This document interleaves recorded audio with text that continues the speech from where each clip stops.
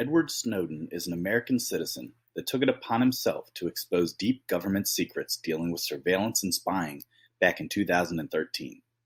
It will be up to you to decide whether or not Edward Snowden was a brave whistleblower or a reckless traitor to the United States. Snowden was only 30 years old when he had to make one of the biggest decisions of his life: leak classified information or follow suit and go about his business at his job. Snowden worked as a computer consultant for the United States government in different degrees.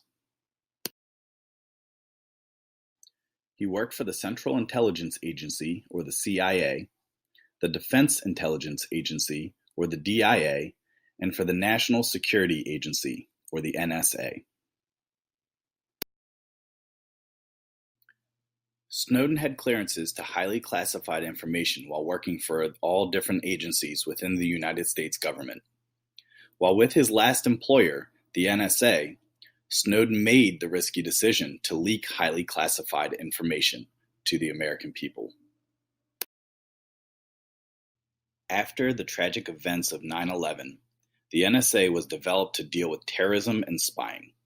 However, the spying has always been a very slippery slope when it comes to who is being listened to and how the government collects their information. The NSA uses something called metadata in order to formulate possible threats to the United States. Metadata is data collected from the electronic devices of the people and connects them to areas where they put off signals at different locations. The government can use this metadata to connect the dots and solve crimes. Edward Snowden was alarmed by the metadata that was being collected and used within the United States government. Therefore, he started working with journalist Glenn Greenwald, who at the time worked for a company called The Guardian.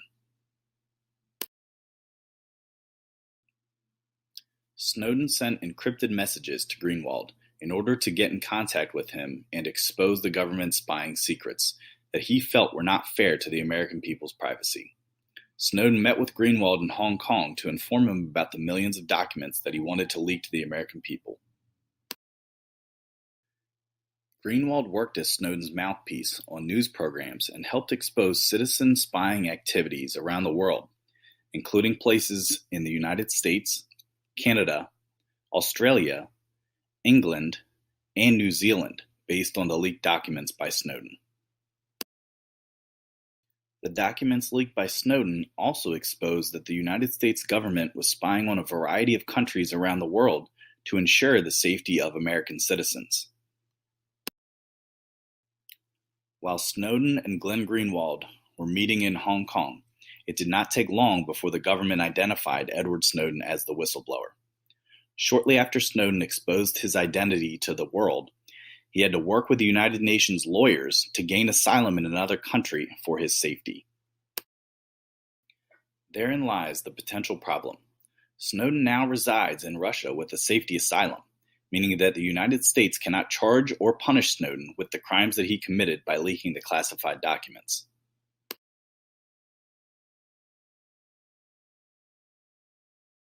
Snowden exposed the issue of the United States government spying on citizens in other countries.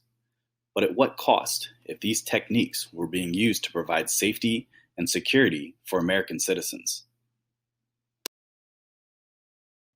The question still remains: is Edward Snowden a brave whistleblower or a reckless traitor?